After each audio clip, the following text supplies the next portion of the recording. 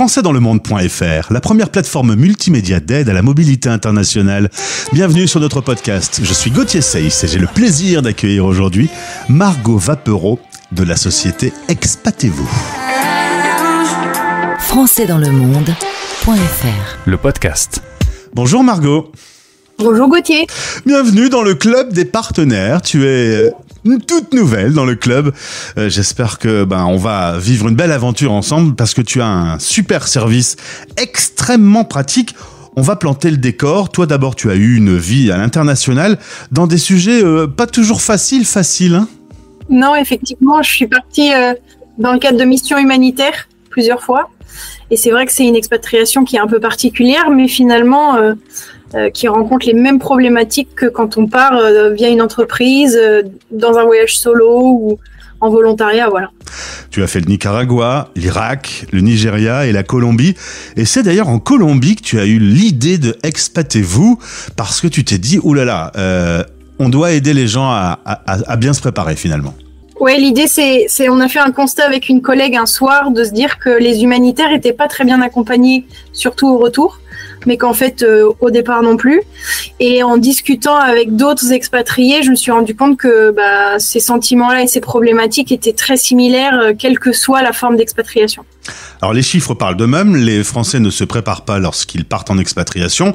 Si, ils vont se préparer de façon logistique, pratique, technique. On va faire des checklists avec ce qu'on va mettre dans les valises, les vaccins qu'on doit faire. Mais il y a tout un pan qui est souvent oublié, la préparation au multiculturel, la préparation au choc culturel qui, arrivé dans le pays, même s'il est à quelques centaines de kilomètres de la France, peut être violent.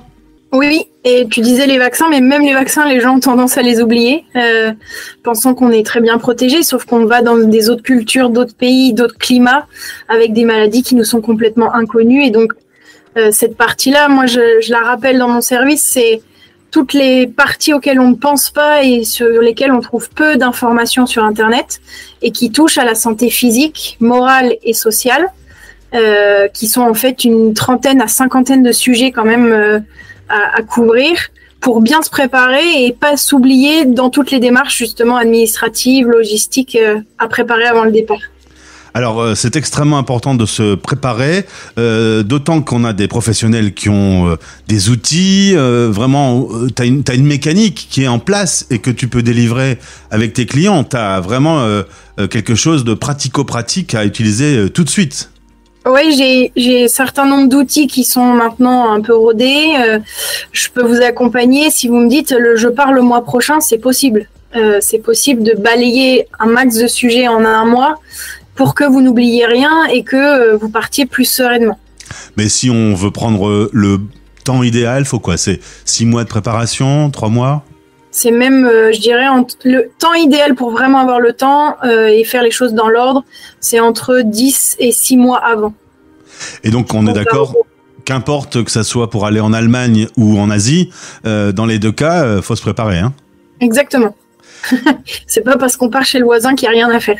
Alors, sur le côté organisation, on va dire, déjà on va prendre cette checklist, les outils, les démarches administratives. Chaque pays a des spécificités.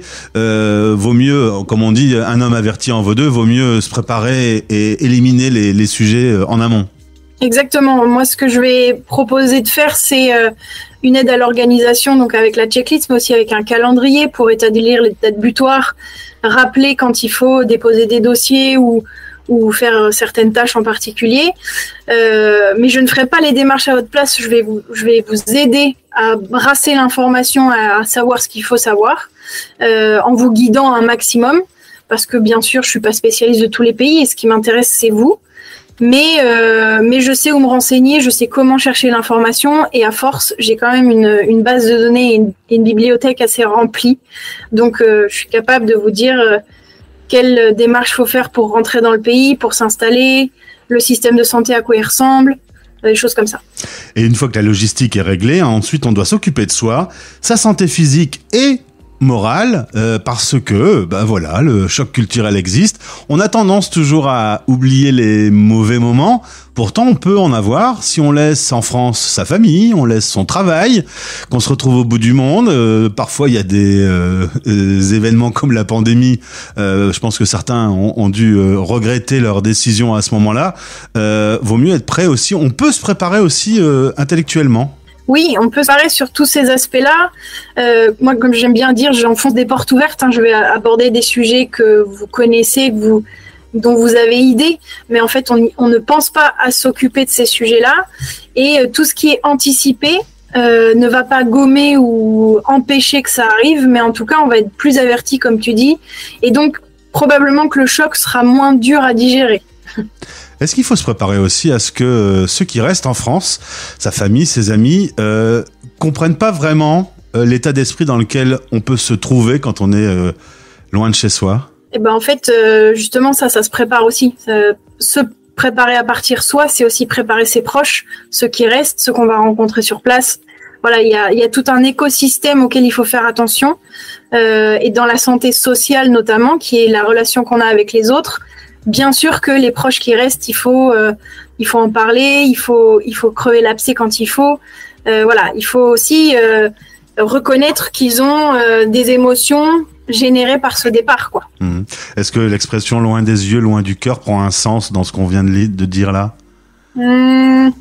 Non, mais ça peut avoir des conséquences, ouais, si c'est pas préparé. Moi, on m'a souvent dit, quand on est loin, j'appelle la famille, mais elle est en train de faire quelque chose en France à ce moment-là. Voilà, je suis pas au cœur de sa préoccupation. J'ai décidé de partir, je suis loin, c'est mon problème. Ouais, mais c'est quelque chose qui se prépare dans le sens, on peut aussi établir des routines pour justement garder ce lien. Le but n'étant pas de faire vivre par procuration, mais bien d'avoir des temps décidés. Et par exemple, ma maman me disait, je préfère quand tu es en mission, tu m'appelles plus. Que quand tu es en France.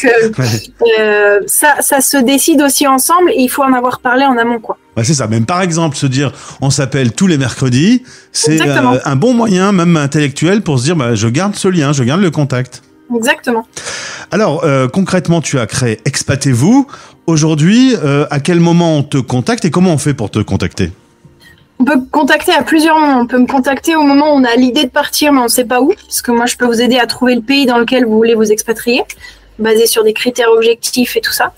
Mais une fois que vous savez que vous voulez partir, que c'est engagé, vous pouvez m'appeler à n'importe quel moment de vos préparatifs, que ça soit tout au début ou même un mois avant le départ. Et en fonction de là où vous en êtes, le programme dans lequel vous vous impliquerez sera très personnalisé et dépendra de cette étape où vous êtes. Alors évidemment, partir seul, en couple, en famille, proche ou loin, toutes les variables sont différentes. Le monde est grand, il y a des problématiques différentes selon les pays. Tu peux pas savoir d'avance combien de temps de préparation il va y avoir. Donc du coup, tu organises un rendez-vous, un premier rendez-vous gratuit, un peu pour planter le décor et pour organiser un sur-mesure. C'est ça. En fait, le premier rendez-vous, il sert, comme je disais, à faire connaissance, voir si le courant passe bien, voir si aussi les besoins des personnes matchent avec ce que je peux proposer et inversement. Et puis, en fonction de là où sont les gens dans leurs préparatifs, s'ils sont débordés, pas débordés, s'ils ont besoin d'être rassurés, s'ils sont stressés, si c'est le rush, s'ils ont besoin de déposer leur charge mentale, tout ça fait que on peut s'engager ensemble sur du plus ou moins long terme. Et ça sera extrêmement personnalisé dans les sujets et dans la manière de s'organiser.